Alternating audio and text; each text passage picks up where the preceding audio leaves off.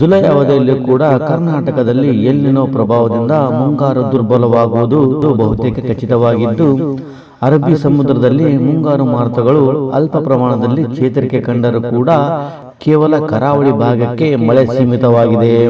ಹೌದು, ಕಳೆದ 3-4 ದಿನಗಳಲ್ಲಿ ಕರಾವಳಿ ಹಾಗೂ ಮಲೆನಾಡು ಭಾಗಗಳಲ್ಲಿ ಉತ್ತಮ ಮಳೆಯಾದ ವರದಿಯಾಗಿದೆ.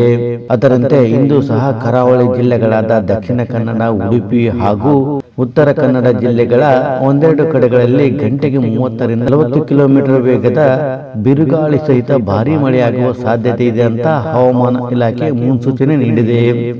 ಇನ್ನು ಜುಲೈ 4 ಮತ್ತು 5ರಂದು ಕರ್ನಾಟಕದ ಉತ್ತರ ಒಳನಾಡಿನ ಜಿಲ್ಲೆಗಳಾದ ಬೆಳಗಾವಿ, ಧಾರವಾಡ, ಹಾವೇರಿ, ಇನ್ನು ದಕ್ಷಿಣ ಒಳನಾಡಿನ ಶಿವಮೊಗ್ಗ, ಚಿಕ್ಕಮಗಳೂರು, ಹಾಸನ, ಕೊಡಗು ಜಿಲ್ಲೆಗಳಲ್ಲಿ ಜೋರು ಮಳೆಯಾಗುವ ಸಾಧ್ಯತೆ ಇರುವುದರಿಂದ ಈ ಪ್ರದೇಶಗಳಿಗೆ ಯೆಲ್ಲೋ ಅಲರ್ಟ್ ಘೋಷಣೆ ಮಾಡಲಾಗಿದೆ. ಇನ್ನು ಜುಲೈ 5ರಿಂದ 7ರವರೆಗೆ ಮಲೆನಾಡು ಭಾಗದ ಜಿಲ್ಲೆಗಳಾದ ಶಿವಮೊಗ್ಗ, ಚಿಕ್ಕಮಗಳೂರು, ಹಾಸನ ಮತ್ತು ಕೊಡಗು ಜಿಲ್ಲೆಗಳ ಒಂದೆರಡು ಕಡೆಗಳಲ್ಲಿ ಗಂಟೆಗೆ 30-40 ಕಿಲೋಮೀಟರ್ ವೇಗದ ಗಾಳಿಯೊಂದಿಗೆ ಭಾರೀ ಮಳೆಯಾಗುವ ನಿರೀಕ್ಷೆ ಇದೆ.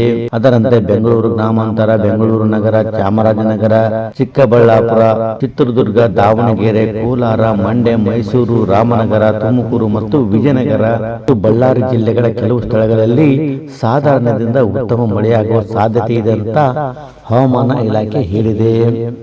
ಆದರೆ ಹವಾಮಾನ ಇಲಾಖೆ ಹೇಳಿದಷ್ಟು ಮಳೆಯಾಗದೇ ಇರುವುದು ರೈತರು ಹಾಗೂ ಜನಸಾಮಾನ್ಯರ ನಿದ್ದೆಗೆಡಿಸಿದೆ.